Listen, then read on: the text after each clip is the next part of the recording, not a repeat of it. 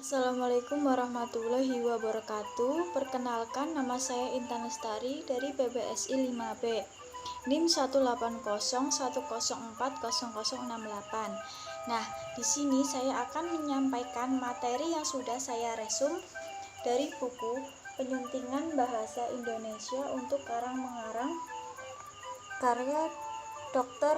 R. Kunjana Rahardi M.Hum. Di dalam buku ini ada 5 bab yang akan kita bahas bersama. Nah, langsung saja ke bab yang pertama, ada ihwal penyuntingan dan tali temalinya. A. Naskah dan sumber naskah. Naskah di dalam karang mengarang lazimnya dipahami sebagai sebuah karangan atau tulisan yang hendak diterbitkan atau dipublikasikan kepada khalayak pembaca. Lazimnya pula khalayak pembaca tulisan atau karangan itu sudah terbagi dalam segmen-segmen tertentu sesuai dengan bidang ilmu yang dimiliki pembaca. Dengan demikian, berkaitan dengan karang mengarang ini dapat ditegaskan bahwa naskah karangan itu sesungguhnya merupakan bahan atau materi terbitan. Sebagai bahan atau materi terbitan, bisa jadi naskah karangan itu masih sangat mentah kualifikasinya, masih sangat kasar, terutama sekali di dalam aspek-aspek kebahasaannya. Akan tetapi ada kalanya pula bahwa naskah karangan yang hendak diterbitkan atau dipublikasikan itu sudah berkualifikasi cukup baik, atau bahkan ada pula yang sudah berkualifikasi sangat baik.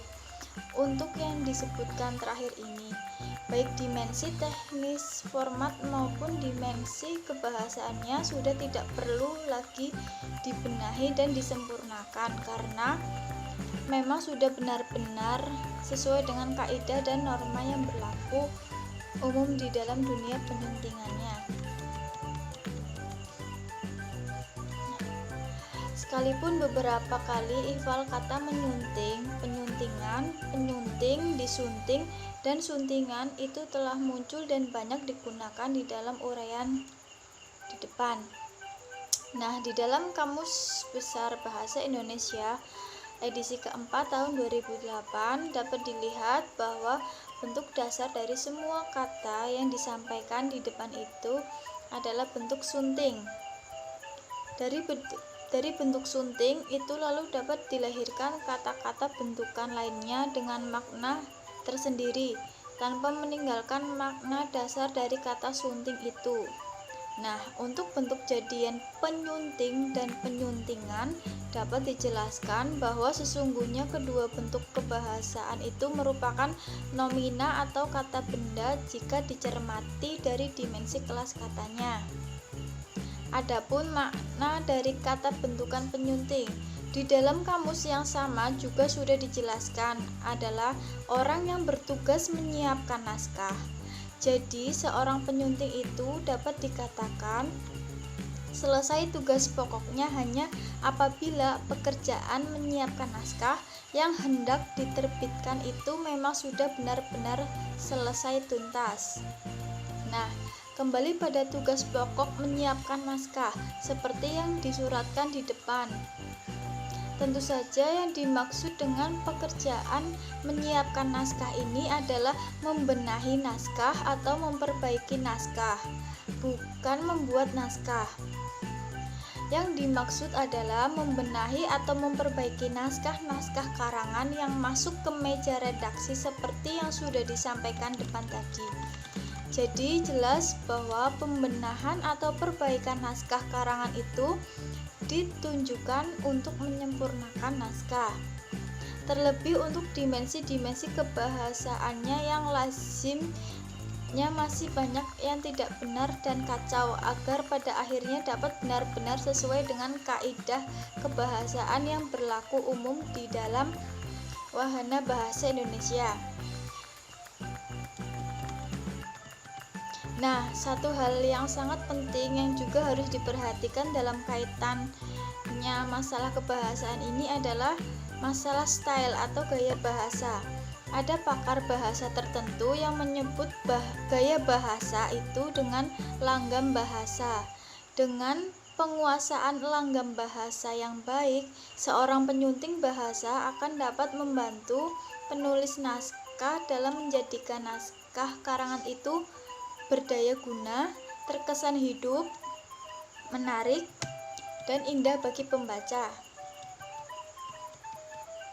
Kalau sosok penyunting itu dapat menunjuk pada dimensi orangnya atau pada dimensi pelakunya, yakni orang atau pelaku yang melakukan pekerjaan penyuntingan itu sendiri, maka yang dimaksud dengan penyuntingan itu adalah proses melakukan pekerjaan menyunting naskah karangan itu sendiri. Nah,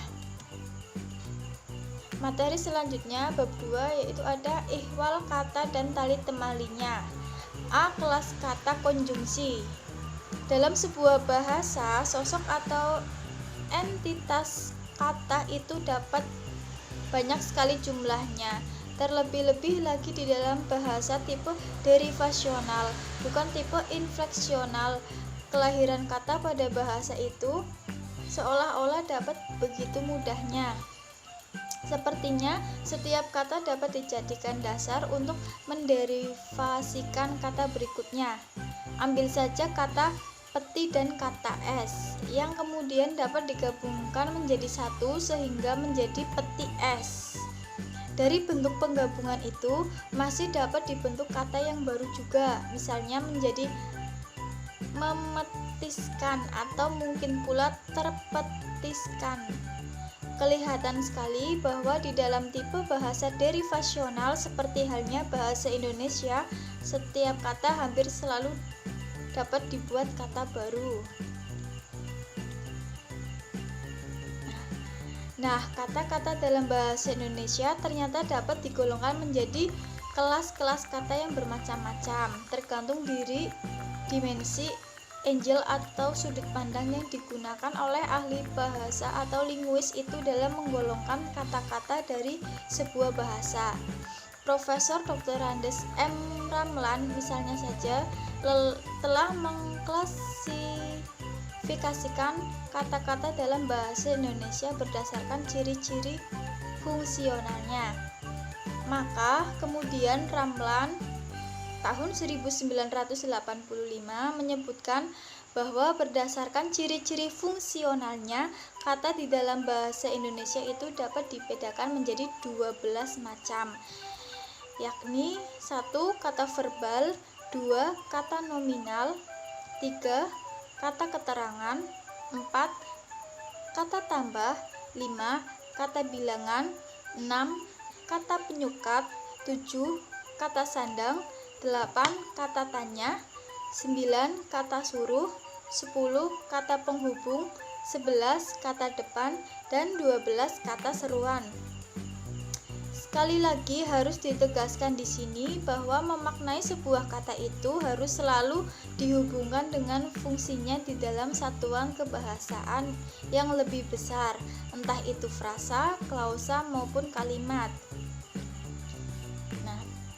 Yang pertama ada konjungsi koordinatif. Konjungsi koordinatif atau kata penghubung koordinatif lazimnya dipahami sebagai kata penghubung yang bertugas menghubungkan dua unsur kebahasaan atau lebih yang cenderung sama tataran atau tingkatan kepentingannya.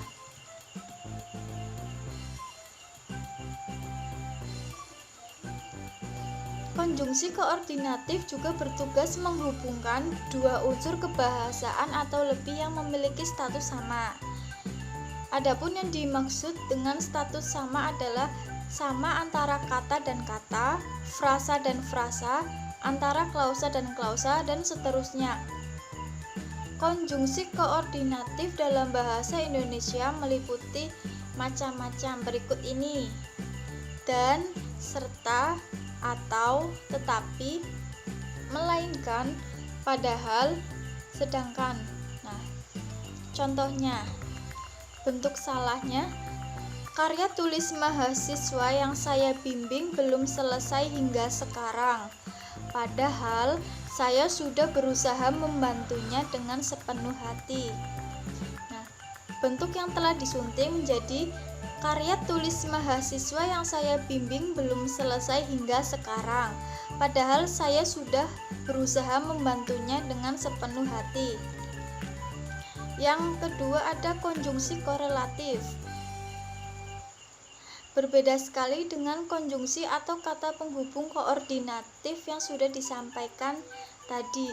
Jenis kata penghubung yang akan diperbincangkan di sini adalah kata penghubung yang bersifat korelatif. Artinya, konjungsi-konjungsi itu harus hadir berpasangan atau berkorelasi dengan kata yang menjadi pasangannya. Adapun konjungsi korelatif yang terdapat di dalam bahasa Indonesia itu diantaranya dapat disebutkan sebagai berikut.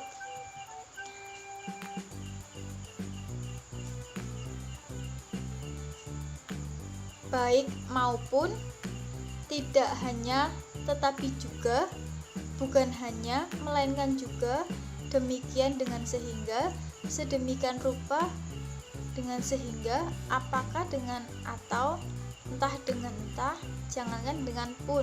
Nah, contohnya bentuk salahnya baik tahapan pengumpulan data ataupun tahapan pembahasan data harus dicermati dengan baik oleh pembimbing. Bentuk yang telah disunting menjadi baik tahapan pengumpulan data maupun tahapan pembahasan data harus dicermati dengan baik oleh pembimbing.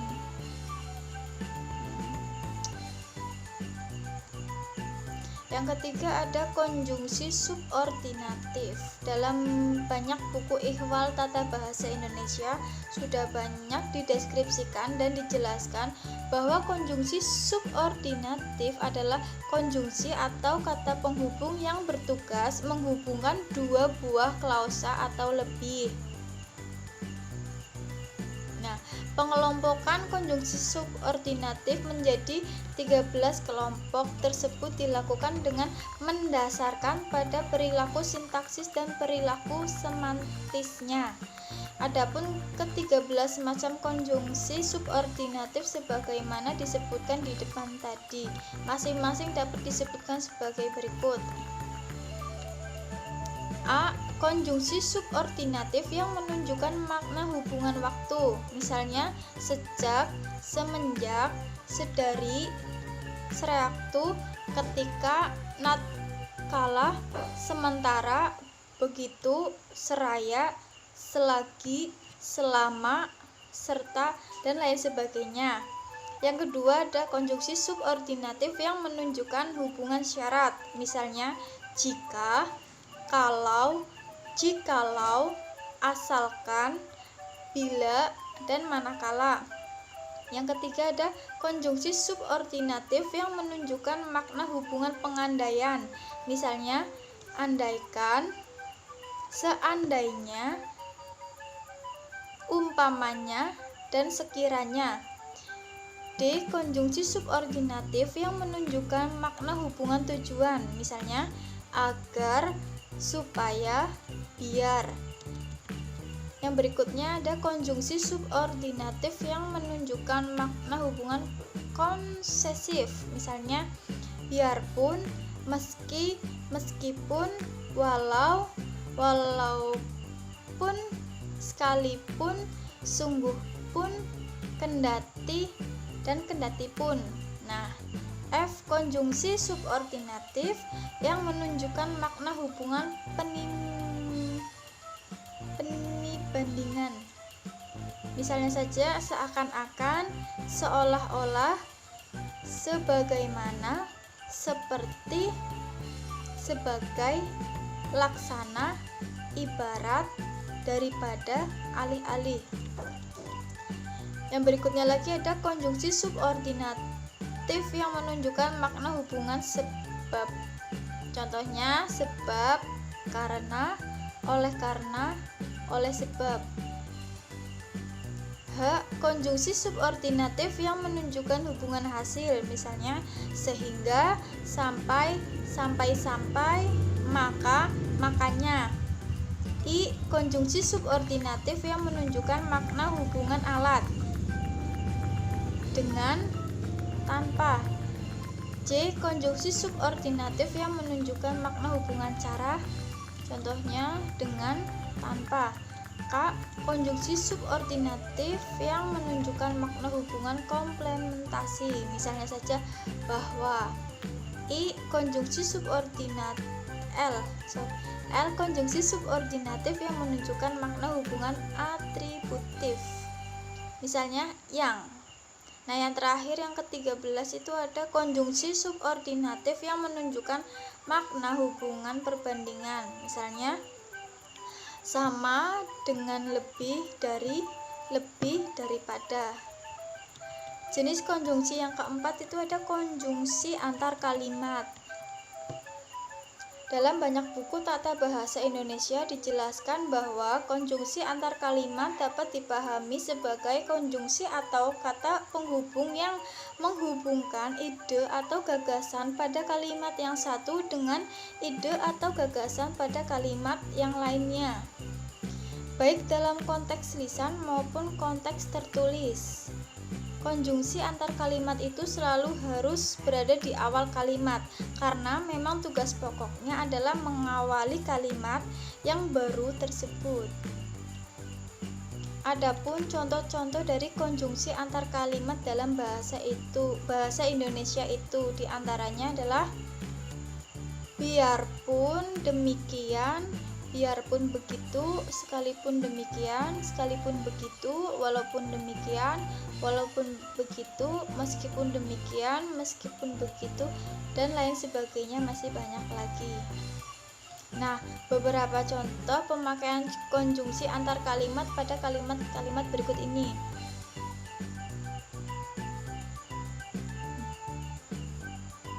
Contoh yang pertama, data yang dikumpulkan pertama-tama akan diklasifikasikan olehnya. Setelah itu, dia akan segera menyusunnya ke dalam tipe-tipe data.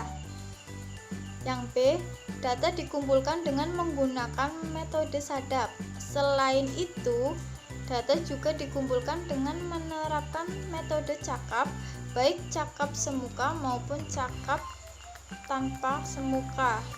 Nah, dari contoh-contoh pemakaian kata penghubung antar kalimat pada kalimat-kalimat yang disebutkan di atas itu, sangat terlihat bahwa makna yang diemban oleh konjungsi-konjungsi itu ternyata memang sangat bermacam-macam.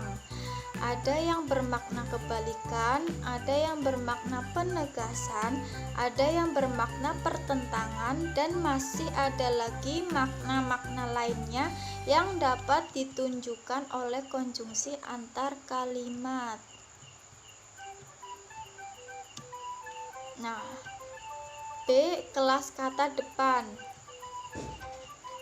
Dalam praktik berbahasa Indonesia, kata depan atau yang sering disebut juga preposisi lazimnya digunakan pada bentuk-bentuk kebahasaan yang berfungsi sebagai keterangan di dalam kalimat. Dari berbagai literatur yang dapat dijangkau, didapatkan bahwa ternyata adjektiva atau kata sifat dan adverbial atau kata keterangan juga sangat dimungkinkan untuk didahului atau didepani oleh kata depan atau preposisi dalam bahasa Indonesia. Preposisi tunggal adalah preposisi yang konstruksinya hanya terdiri dari satu kata. Kata depan itu dapat berwujud kata dasar maupun kata berafiks atau kata berimbuhan. Nah, preposisi yang berupa kata dasar itu diantaranya akan, antara, bagi, buat, dari, demi, dengan, di, hingga, ke, kecuali, lepas, lewat, dan masih banyak lagi. Adapun preposisi atau kata depan yang berupa kata berafiks atau kata berimbuhan diantaranya adalah sebagai berikut: bersama, beserta, menjelang, menuju, menurut, sekeliling, sekitar, selama, sepanjang, seputar, seluruh, dan masih banyak lagi yang lain. Selanjutnya, harus dipahami pula bahwa preposisi majemuk atau preposisi yang bersifat gabungan terdiri atas dua preposisi yang letaknya berurutan. Preposisi majemuk yang demikian itu bisa berupa: 1. Preposisi berdampingan seperti oleh karena, oleh sebab, sampai ke, sampai dengan, selain dari, daripada, kepada. Dan yang kedua, bisa berupa preposisi berkorelasi seperti antara dengan dan, dari hingga, dari sampai dengan, dari ke, dan lain sebagainya. Atau bisa berupa preposisi nominal lokatif seperti di atas meja, ke atas truk, ke dalam peti, dari dalam laci, ke atas bukit, dari dalam mobil. Nah, dari studi yang telah dilakukan didapatkan bahwa preposisi atau kata depan dapat memiliki makna-makna berikut ini. Yang pertama, penanda hubungan tempat, misalnya di, ke, dari, hingga, sampai, antara, pada. 2. Penanda hubungan peruntukan, misalnya bagi, untuk, buat, guna. Ketiga, penanda hubungan sebab, misalnya karena, sebab, lantaran. Yang keempat, penanda hubungan cara atau kesertaan, misalnya dengan, sambil, beserta, bersama. Yang kelima, penanda hubungan pelaku, misalnya oleh. 6. Penanda hubungan waktu, misalnya pada, hingga, sampai, sejak, semenjak, menjelang. Ketujuh, penanda hubungan ihwal peristiwa, misalnya tentang, mengenai. Dan yang terakhir, penanda hubungan milik, misalnya dari. Berikutnya ada kasus-kasus dasar berkaitan dengan kata. Yang pertama, kasus sampai jumpa lagi. Nah, bentuk salahnya sampai jumpa lagi pada kesempatan yang lain. Bentuk yang telah disunting menjadi sampai berjumpa lagi pada kesempatan yang lain. Penjelasannya, bentuk jumpa bukanlah kata. Bentuk itu merupakan bakal kata atau leksem. Karena baru merupakan bakal kata, bentuk demikian itu tidak dapat berdiri sendiri sebagai kata. Supaya dapat menjadi kata, bentuk itu harus ditambah dengan imbuhan atau afiks tertentu. Nah, afiks atau imbuhan untuk membentuk verba dalam bahasa Indonesia diantaranya adalah prefiks ber. Maka bentuk jumpa sebaiknya diubah menjadi berjumpa. Jadi bentuk yang benar adalah sampai berjumpa, bukan sampai jumpa. Yang kedua, kasus yang kedua itu ada kasus merubah, kata merubah. Nah, bentuk salahnya ada temuan penelitian ini akan merubah temuan sebelumnya. Bentuk yang telah disunting menjadi temuan penelitian ini akan mengubah temuan sebelumnya. Penjelasannya, bentuk dasar yang benar adalah ubah, bukan rubah atau robah. Dalam bahasa Indonesia tidak ada bentuk rubah tetapi ubah. Maka bentuk kebahasaan di atas itu tidak mungkin berubah menjadi merubah ketika mendapatkan prefiks Nah, kesalahan yang sering terjadi selama ini adalah digunakannya bentuk merubah atau merubah. Orang banyak yang beranggapan bahwa bentuk dasarnya adalah rubah atau robah. Nah, kasus yang ketiga ada kasus menyuci. Bentuk salahnya, para peneliti tidak diperkenankan menyuci film sendiri. Bentuk yang telah disunting menjadi para peneliti tidak diperkenankan mencuci film sendiri. Nah, penjelasannya, bentuk menyuci mencuci adalah bentuk yang tidak benar dalam bahasa Indonesia. Bentuk yang benar adalah mencuci. Bentuk dasar cuci tidak bisa berubah menjadi nyuci ketika mendapatkan awalan meen.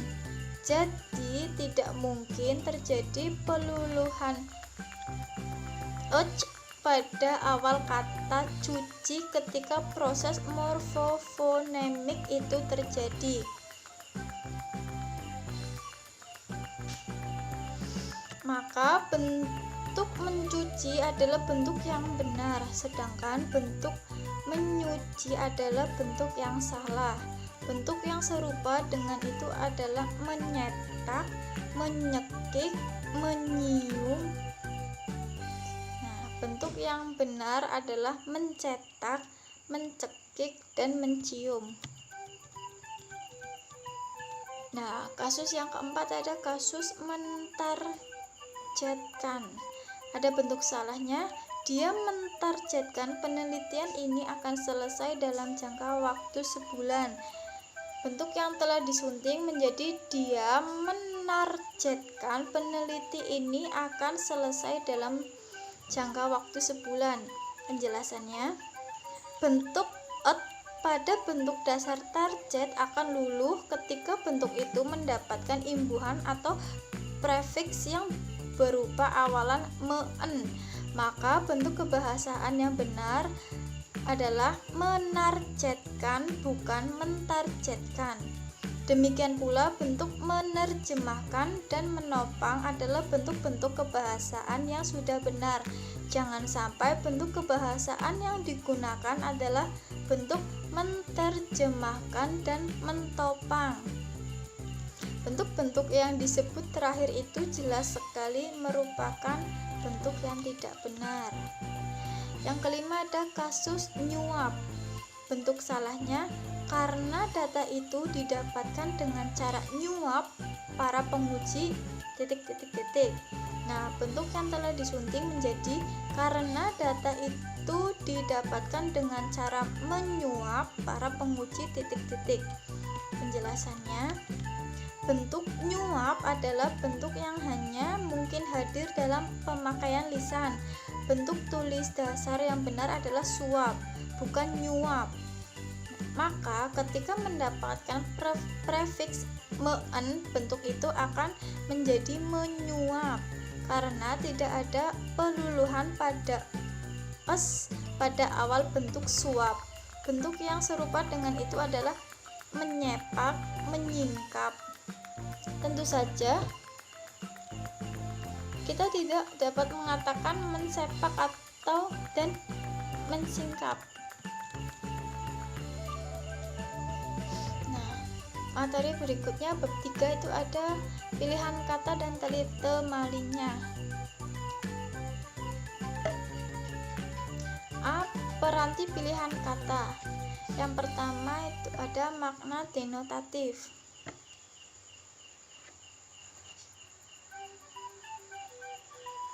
Makna denotasi itu lazimnya lahir lantaran tidak adanya makna tambahan pada sebuah kata. Jadi, makna denotasi itu sesungguhnya menunjuk pada makna yang sebenarnya, bukan makna yang bersifat kiasan, dan bukan pula makna yang bersifat kontekstual. Jadi, dapat ditegaskan bahwa yang dimaksud dengan denotasi adalah makna kata yang tidak mengandung tambahan makna atau perasaan tambahan sedikit pun. Contoh pemakaian kata denotasi di bawah ini. Kursi-kursi paling depan di kelasku ditempati oleh anak-anak perempuan. Orang yang sudah dewasa dan matang akan selalu berperilaku dengan penuh kebijaksanaan. Nah, dapat dilihat dengan jelas bahwa bentuk kursi-kursi dan bentuk kebijaksanaan yang ada pada kalimat di atas itu semuanya menunjuk pada makna yang sebenarnya. Kata kursi dalam kalimat itu berarti itu tentu saja selalu akan dimaknai sebagai tempat duduk. Nah, adapun bentuk kebijaksanaan selalu akan menunjuk pada perilaku atau tindakan yang bersifat bijaksana.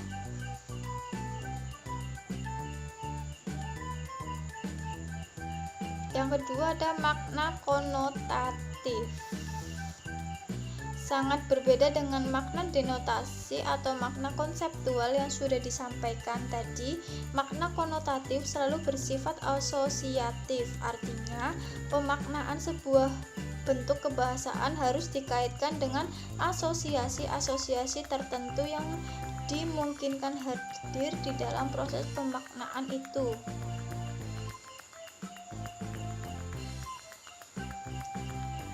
Jadi sebuah bentuk kebahasaan akan dapat diartikan berbeda atau tidak sama karena hadir pada konteks atau lingkungan situasi yang tidak sama pula. Jadi sekali lagi harus saya tegaskan bahwa bentuk kebahasaan yang demikian ini harus dikaitkan dengan asosiasi-asosiasi tertentu. Tidak dapat diartikan begitu saja sesuai dengan wujud kata atau wujud frasanya. Misalnya saja contohnya, pemilu legislatif yang lazimnya digunakan untuk memperebutkan kursi-kursi parlemen baru saja berlangsung. Nah, dengan membandingkan bentuk kursi pada kalimat di atas itu dengan bentuk kursi pada kalimat yang di bagian awal sudah disampaikan tadi, akan sangat jelas kelihatan bahwa kursi pada kalimat ini tidak bermakna tempat duduk, melainkan kursi pada kalimat ini bermakna kekuasaan atau mungkin pula dapat dimaknai sebagai kesempatan untuk berkuasa. Dari mana makna yang demikian itu dihadirkan? Jawabannya adalah dengan cara mengasosiasikan pada konteks kalimat secara keseluruhan. Yang ketiga ada makna bersinonim.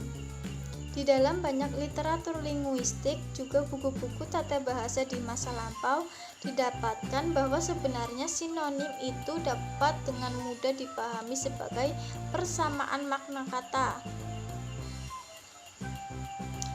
Artinya, bentuk yang bersinonim itu sebenarnya dapat menunjuk pada kata-kata yang mungkin sekali berbeda bentuknya, berbeda ejaannya, berbeda pengucapannya, berbeda bentuk ortografisnya, tetapi memiliki makna yang sejajar, memiliki makna yang sepadan, atau memiliki makna yang serupa.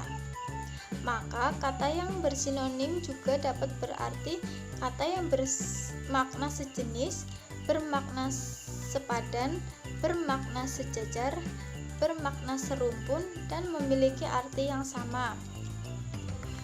Berkenaan dengan hal ini, kita ambil saja contoh. Kata melihat, menatap, menonton, melirik, menyaksikan, dan mengawasi. Sekalipun kita mengerti bahwa kata-kata itu tidak memiliki makna yang persis sama, masing-masing memiliki kesamaan raut atau fitur makna. Kesamaannya adalah bahwa semuanya memerantikan indera manusia yang disebut sebagai mata. Hanya saja mata itu diperantikan dengan gradasi kelebaran yang tidak sama sehingga lahirlah kata-kata yang bersinonim itu. Yang keempat ada makna berantonim. Berbeda dengan yang disebutkan di depan tadi, kata-kata berantonim menunjuk pada kata-kata yang memiliki makna yang tidak sama. Wujud-wujud antonim seperti ditunjukkan berikut ini dapat dipertimbangkan. Pertama adalah antonim jenis kembar. Antonim jenis kembar ini menunjuk pada perbedaan di antara dua entitas kebahasaan. Misalnya saja jantan dan betina, hidup dan mati, pria dan wanita, serta bayi dan dewasa. Ciri yang mendasar dari kehadiran antonimi yang bersifat kembar atau dual yang demikian ini adalah bahwa kehadiran entitas yang satu pasti akan meniadakan entitas kebahasaan yang satunya lagi. Yang kedua adalah antonimi yang bersifat jamak atau plural. Pakar bahasa tertentu menyebutnya sebagai antonimi yang berciri majemuk. Adapun yang menjadi ciri pokok dari antonimi jenis jamak atau majemuk ini adalah bahwa penegasan terhadap anggota tertentu akan mencakup penyangkalan atas setiap anggota yang lainnya secara terpisah. Nah, antonimi yang demikian ini lazimnya sangat berkaitan dengan anggota-anggota atau hiponimi dari sebuah kelas. Misalnya saja kelas logam, kelas tumbuhan, kelas buah-buahan, atau kelas-kelas yang lainnya. Ketiga adalah antonimi yang bersifat gradual. Adapun yang dimaksud dengan antonimi gradual adalah antonimi yang merupakan penyimpangan dari antonimi yang bersifat dual atau kembar seperti yang sudah disebutkan tadi. Kalau di dalam antonimi jenis kembar atau dual terdapat dikotomi antara kaya dan miskin. Nah, di dalam antonimi yang bersifat gradual ini terdapat entitas setengah kaya. Jenis antonimi yang keempat adalah antonimi jenis relasional. Adapun yang dimaksud dengan antonimi jenis relasional ini adalah bahwa bentuk-bentuk kebahasaan yang dianggap berantonim itu memiliki relasi yang menjadi kebalikannya antara guru dan murid. Misalnya saja terdapat jenis antonimi yang bersifat relasional itu. Yang kelima ada kata berasa. Pertama-tama harus saya tegaskan bahwa ternyata tidak hanya kecap yang dapat berasa manis, berasa asin, atau mungkin juga hanya sedang-sedang saja. Bahasa pun sesungguhnya memiliki cita rasa. Cita rasa bahasa yang demikian itu akan banyak ditentukan oleh tingkat kepiawaian dan pengalaman dari si penutur atau si penulisnya dalam meramu bumbu-bumbu masakannya dalam aktivitas berbahasa. Nah, jika kita adalah seorang penyunting bahasa yang baik, yang cermat dan cerdas, pasti kita akan tahu persis kapan harus menggunakan kata mati, kata gugur, kata tewas, di yang semacamnya. Bentuk-bentuk kebahasaan yang demikian ini ternyata masing-masing memiliki nilai rasa yang tidak sama. Semuanya adalah bentuk kebahasaan yang boleh digunakan. Tentu saja, tetapi harus digunakan secara tepat, cermat, dan harus sesuai dengan makna yang hendak diembannya. Yang keenam ada kata konkret.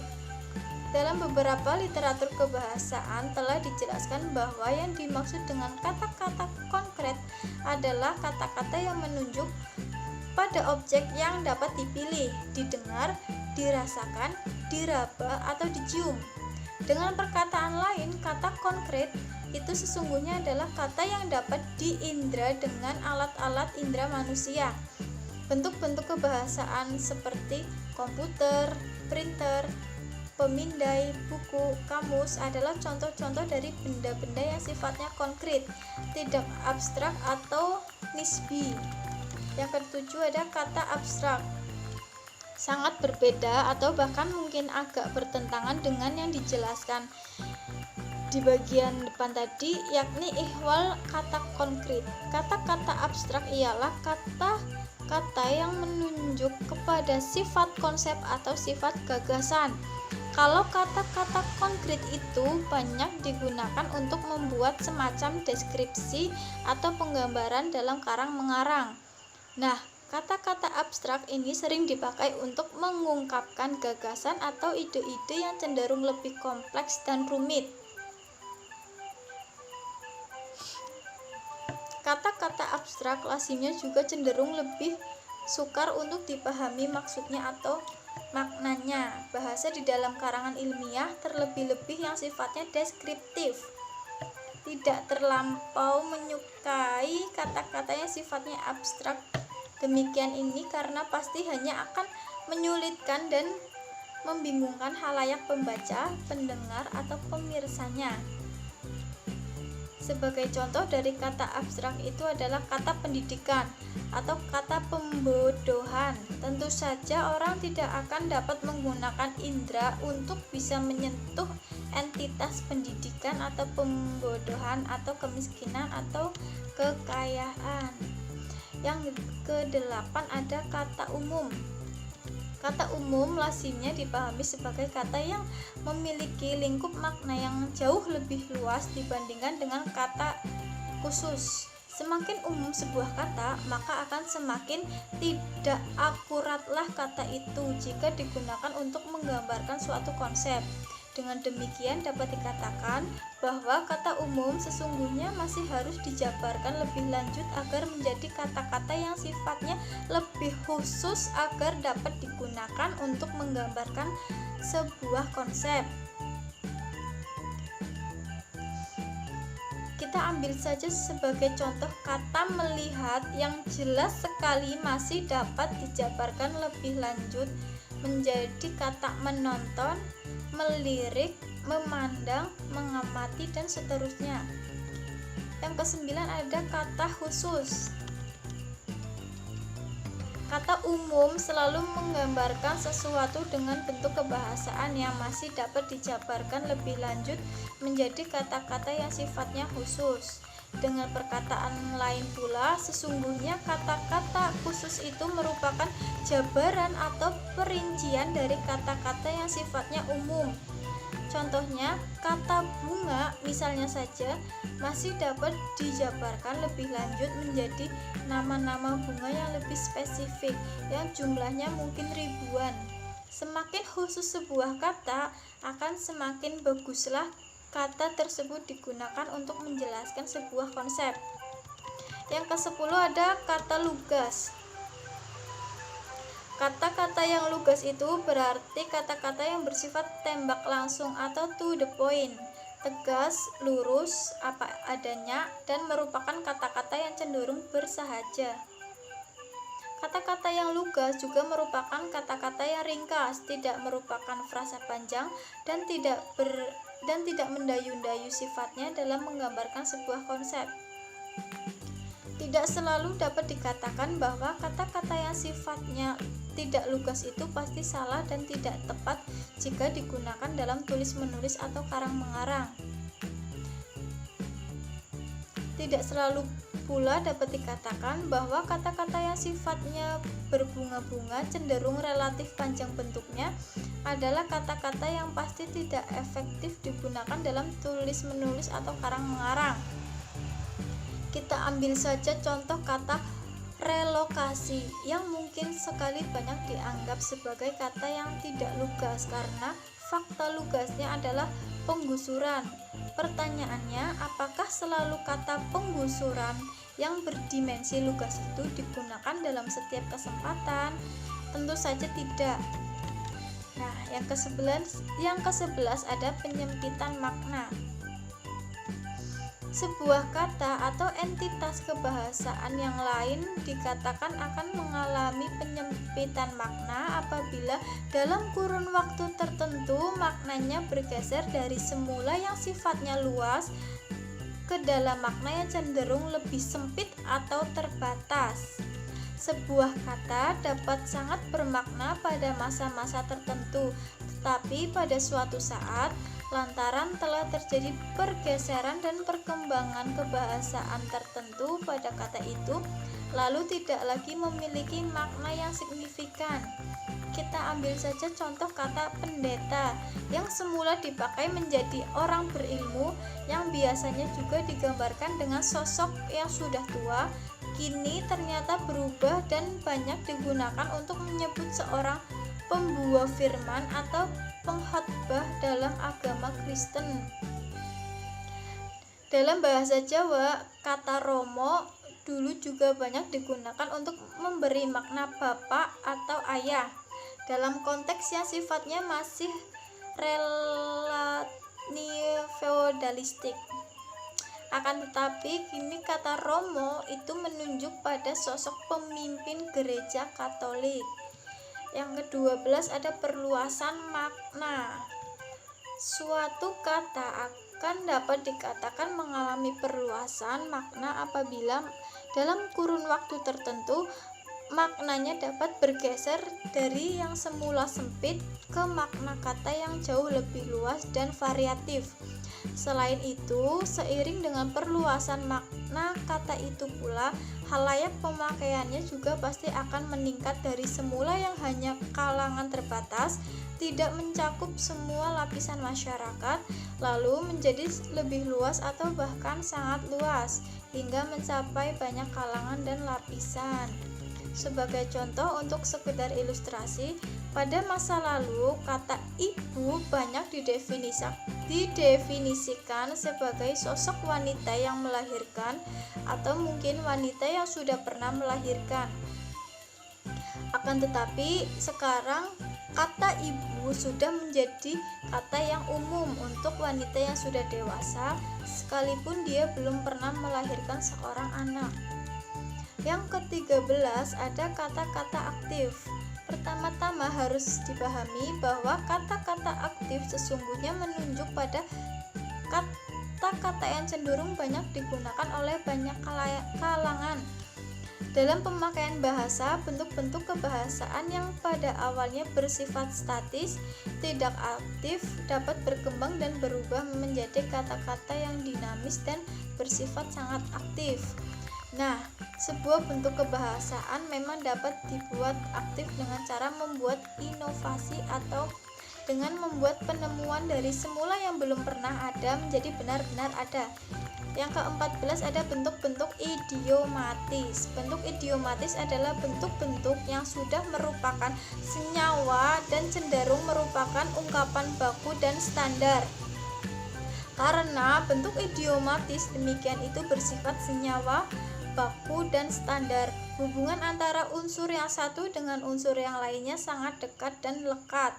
Nah, bentuk-bentuk kebahasaan yang bersifat senyawa atau bersifat idiomatis itu diantaranya adalah sebagai berikut: sehubungan dengan, dibandingkan dengan, terkait dengan, berkaitan dengan, berkenaan dengan, berharap akan, disebabkan oleh, sesuai dengan, terbuat dari, antara, dan baik maupun.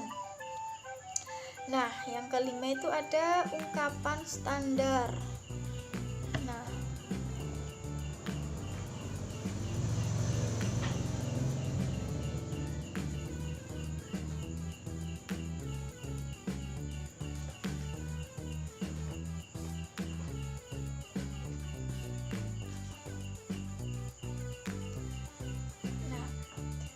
di dalam buku ini terdapat bermacam-macam ungkapan standar ya.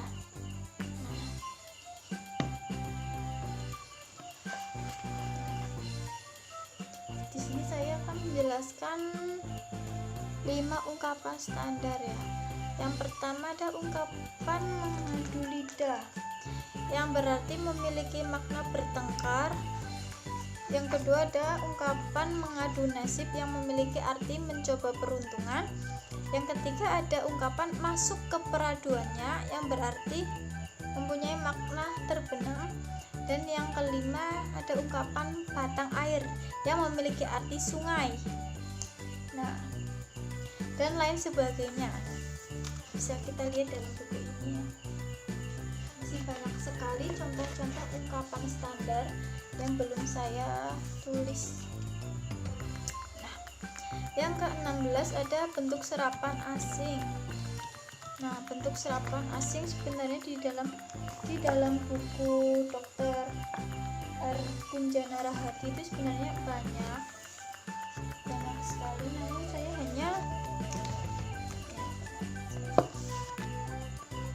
saya hanya menuliskan beberapa bentuk serapan asing saja ya, agar lebih mempersingkat waktu.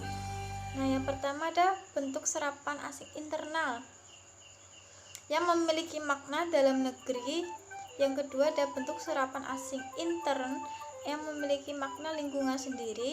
Yang ketiga ada bentuk serapan asing interferensi yang memiliki makna pengaruh. Yang berikutnya ada bentuk serapan asing dari habitat yang memiliki makna lingkungan. Dan terakhir ada bentuk serapan asing harmonis yang memiliki makna selaras. Nah, yang ke-17 ada bentuk mubazir Para penulis, peneliti, dan penyunting bahasa diharapkan benar-benar menguasai bentuk-bentuk kebahasaan yang tepat, hemat, dan tidak mengandung kemubaziran atau kelewahan. Di dalam linguistik, gejala pemakaian kata-kata yang cenderung berlebihan dan tidak sepenuhnya diperlukan, demikian ini lazim disebut sebagai gejala pleonasme. Dalam konteks penerapan ekonomi kata, sesungguhnya bentuk-bentuk yang bersifat redundan atau verbose demikian inilah yang harus dibenahi. Jadi jangan justru prinsip ekonomi kata itu dikenakan pada bentuk-bentuk idiomatis dan pada ungkapan-ungkapan standar seperti yang selama ini banyak dilakukan orang.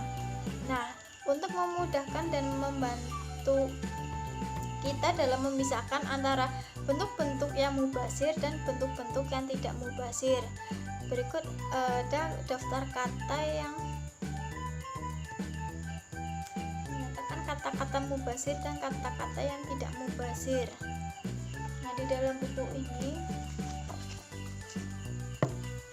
ada banyak sekali kata-kata yang mubasir dan kata-kata yang tidak mubasir. Nah, tetapi saya di sini hanya menyampaikan 5 kata saja ya. Kata yang pertama, kata mubasir itu sangat sempurna. Nah, kata-kata yang tidak mubasir itu seharusnya sempurna, jadi sangatnya itu dibuang, dan kata-kata mubasir yang kedua ada sangat sempurna sekali. Nah, apabila diubah menjadi kata-kata tidak mubasir menjadi sempurna.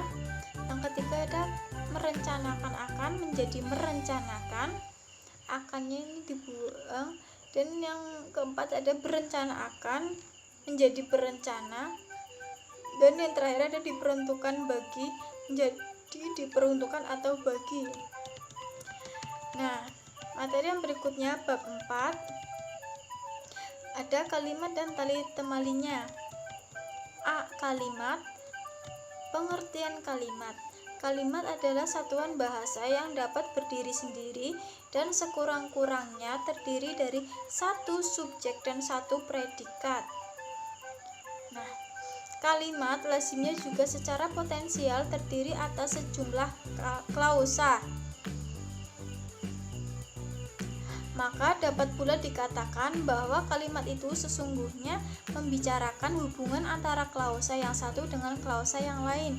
Jika dilihat dari sisi predikatnya, kalimat dapat dibedakan menjadi dua, yakni kalimat yang berpredikat kata kerja atau verba, dan yang kedua ada kalimat yang berpredikat bukan kata kerja. Kalimat berpredikat kata kerja jumlahnya lebih banyak dibandingkan dengan kalimat berpredikat bukan kata kerja.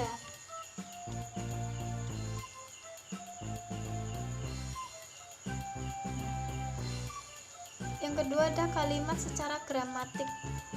Secara gramatik, kalimat dapat dibedakan menjadi kalimat tunggal dan kalimat majemuk.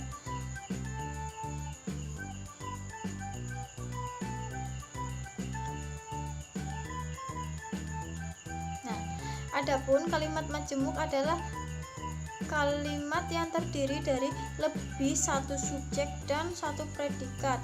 Dengan perkataan lain, kalimat majemuk setara dengan kata lain, kalimat majemuk setara adalah kalimat yang terdiri dari lebih satu klausa.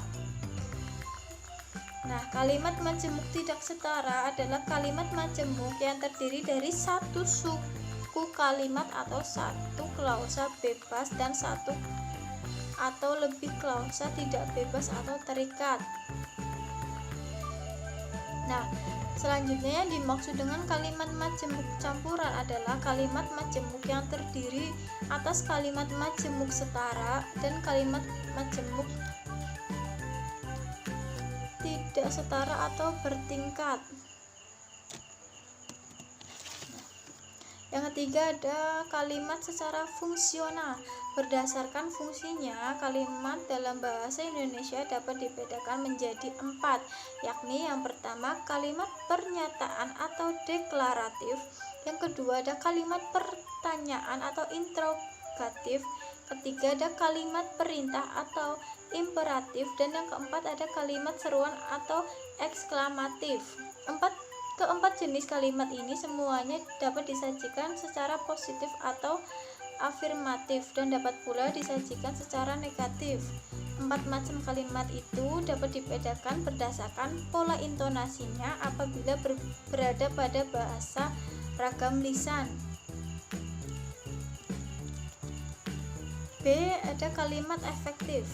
Kesepadanan struktur. Ciri kalimat efektif yang pertama adalah adanya kesepadanan struktur. Adapun yang dimaksud dengan kesepadanan struktur adalah keseimbangan antara gagasan atau pikiran dan struktur bahasa yang digunakan. Kesepadanan pikiran ditunjukkan oleh keutuhan dan kepaduan ide atau gagasan pada kalimat itu. Yang kedua ada keparalelan bentuk. Ciri kalimat efektif yang kedua adalah keparalelan bentuk. Adapun yang dimaksud dengan keparalelan bentuk adalah kesamaan atau keparalelan bentuk kata atau frasa yang digunakan dalam sebuah kalimat. Artinya, jika dalam konstruksi yang beruntun pada kalimat, bentuk yang pertama menggunakan nomina, bentuk kedua dan seterusnya juga pasti menggunakan nomina. Demikian juga kalau bentuk yang pertama menggunakan adjektif, bentuk yang kedua, ketiga, dan seterusnya juga harus menggunakan adjektif.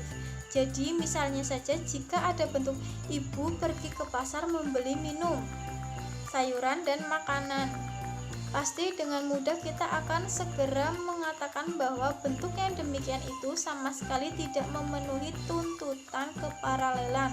Tentu saja bentuk di atas itu harus diubah menjadi ibu ke pasar membeli minuman, sayuran, dan makanan. Nah, yang ketiga ada ketegasan makna. Ciri ketiga kalimat efektif dalam bahasa Indonesia adalah ketegasan makna. Adapun yang dimaksud dengan ciri ketegasan makna itu adalah bahwa perlakuan penonjolan pada gagasan pokok kalimat tersebut. Dengan perkataan lain, gagasan yang hendak ditonjolkan itu harus diletakkan pada posisi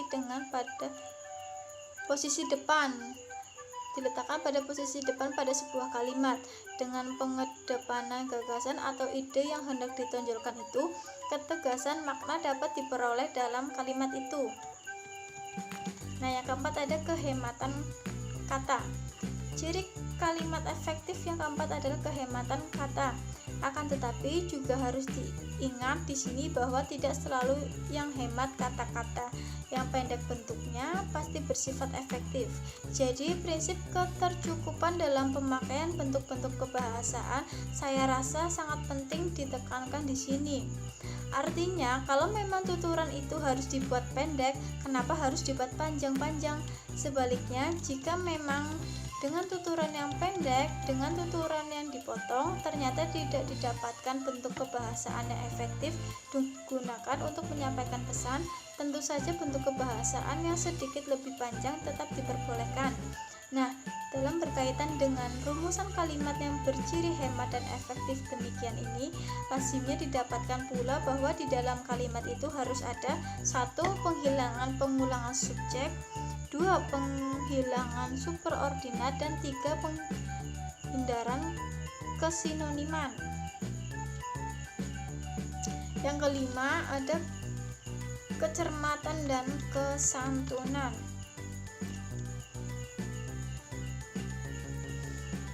Persoalan kecermatan di dalam pemakaian bentuk-bentuk kebahasaan adalah persoalan yang sangat tidak mudah untuk diselesaikan.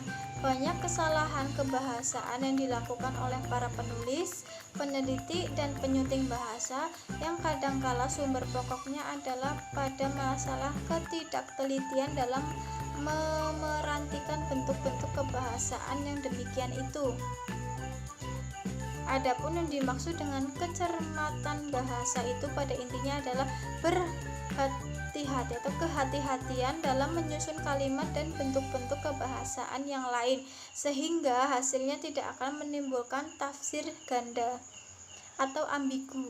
Bentuk-bentuk kebahasaan yang memiliki tafsir ganda itu biasanya adalah bentuk-bentuk kebahasaan yang memiliki makna ambigu atau makna yang lebih dari satu.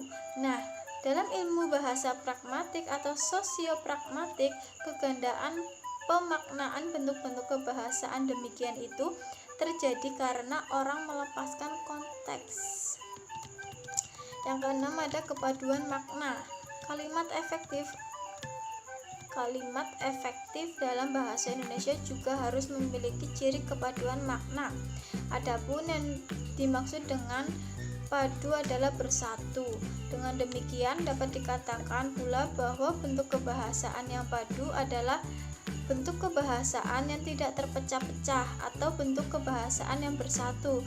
Kebersatuan atau kepaduan bentuk-bentuk kebahasaan demikian itu jelas sekali akan sangat berpengaruh terhadap makna atau maksud sebuah bentuk kebahasaan. Bentuk kebahasaan yang padu juga dipastikan akan dapat menjadikan makna kebahasaan tersebut padu.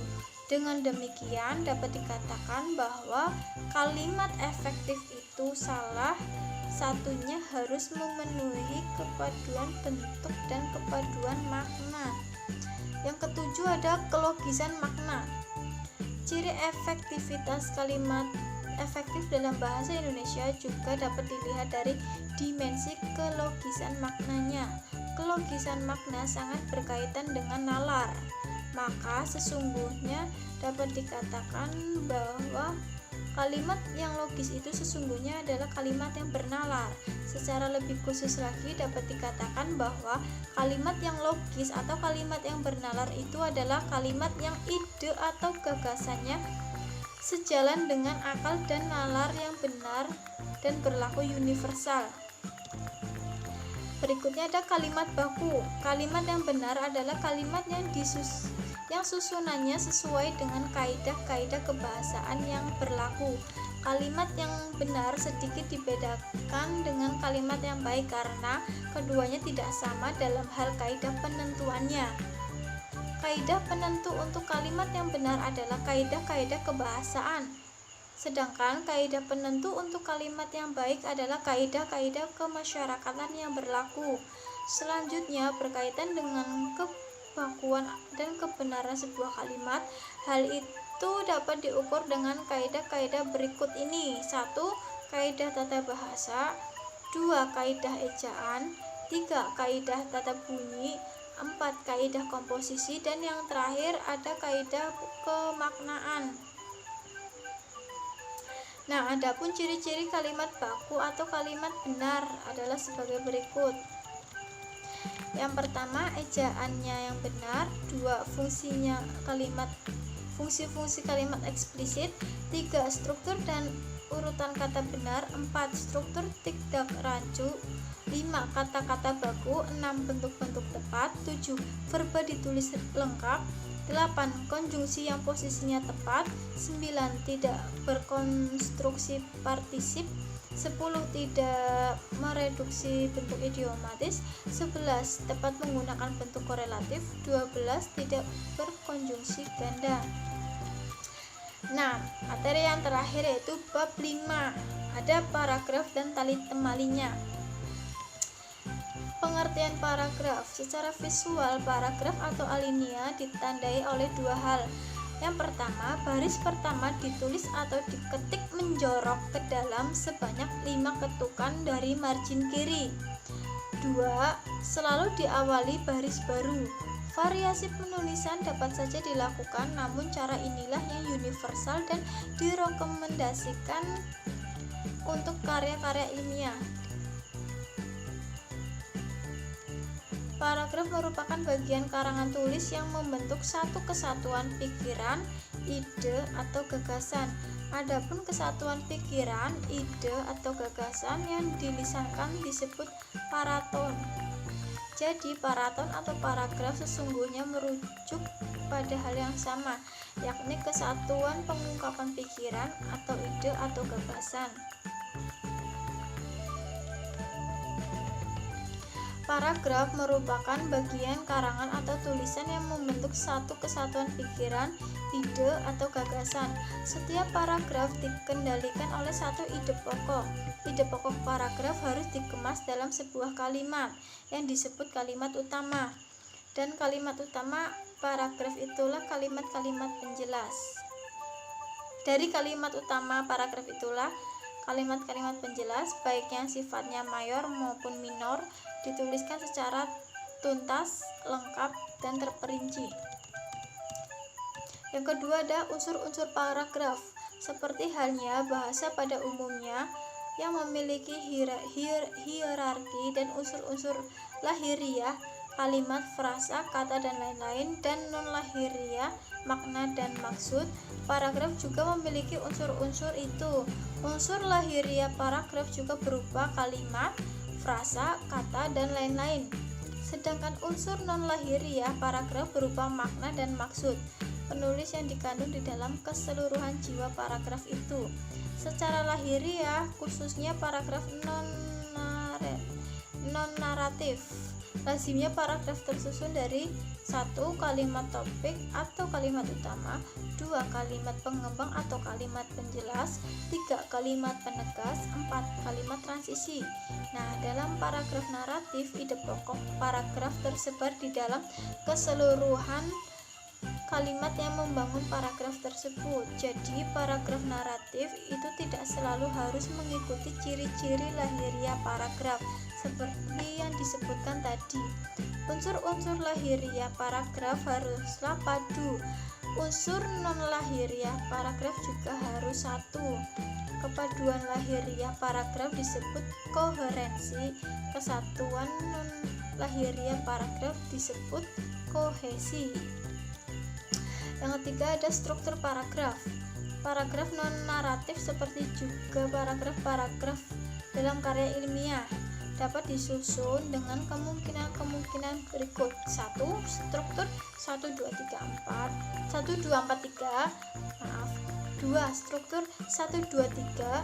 3. Struktur 1, 2. 4. Struktur 2, 1. 5. Struktur 2, 4, 1. 6. Struktur 1, 4, 2, 3. Dan yang ketujuh struktur 2, 3, 4, 1. Jadi kalimat topik atau kalimat utama paragraf hanya dimungkinkan muncul di depan sendiri atau sebaliknya di bagian belakang sendiri.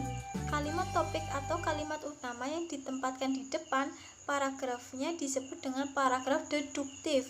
Sedangkan jika ditempatkan di bagian paling belakang paragraf, yang kalimat topik atau kalimat utamanya diletakkan baik di bagian paling belakang, itu disebut paragraf induktif. Nah, di dalam referensi lain ada juga jenis paragraf yang kalimat topik atau kalimat utamanya diletakkan baik di awal maupun di akhir, itu disebut disebut paragraf abduktif. Nah, kalimat topik yang letaknya di akhir paragraf hanya berfungsi sebagai pengulang atau dengan bentuk yang tidak persis sama atau penegas dari kalimat topik yang terdapat di awal paragraf. Yang keempat ada teknik pemaparan paragraf. Yang pertama ada paragraf deskriptif.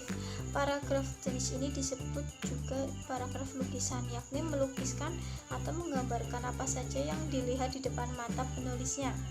Jadi paragraf deskriptif ini bersifat loyal terhadap tata ruang atau tata letak objek yang dituliskan itu. Nah, yang kedua ada paragraf ekspositoris. Paragraf ini disebut juga paragraf paparan. Tujuannya adalah untuk menampilkan atau memaparkan sosok objek tertentu yang hendak dituliskan. Yang ketiga ada paragraf argumentatif. Paragraf ini sering disebut juga paragraf persuasif. Tujuannya adalah untuk membujuk dan meyakinkan pembaca tentang arti penting dari objek tertentu yang dijelaskan dalam paragraf itu.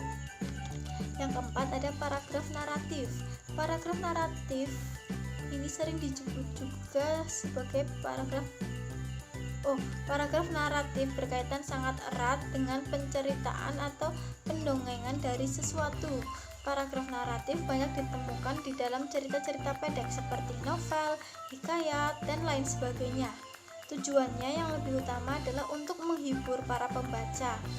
Yang kelima ada paragraf karangan. Paragraf karangan ini yang pertama ada paragraf pembuka, yang kedua ada paragraf pengembang, yang ketiga ada paragraf penutup. Terus yang keenam ada pengembangan paragraf. Yang pertama pola runtutan ruang dan waktu, yang kedua pola sebab akibat, yang ketiga pola susunan pembanding, yang keempat pola susunan ibarat, yang kelima pola susunan daftar, yang keenam pola susunan contoh, yang ketujuh pola susunan bergambar. Nah, yang ketujuh itu ada penjamin koherensi dan kohesi paragraf. Kalimat-kalimat di dalam sebuah paragraf harus berkaitan antara yang satu dengan yang lainnya. Keterkaitan itu harus mencakup dua macam hal, yakni bentuk maupun isinya. Bila mana keterkaitan dalam hal bentuk dan isi paragraf itu dapat dibangun, maka paragraf semacam itu dapat disebut sebagai paragraf yang kohesif dan koheren. Kepaduan dalam bidang isi atau makna lazimnya dapat dibangun dengan berpegang teguh pada prinsip bahwa setiap paragraf hanya dapat mengembangkan satu ide pokok. Ide pokok yang dapat diletakkan dalam posisi yang variatif itu harus dikembangkan dan dijabarkan secara tuntas melalui kalimat-kalimat mayor, kalimat-kalimat minor, dan kalimat-kalimat penegasnya. Adapun kepaduan dalam bidang bentuk lazimnya dilakukan dengan dua cara.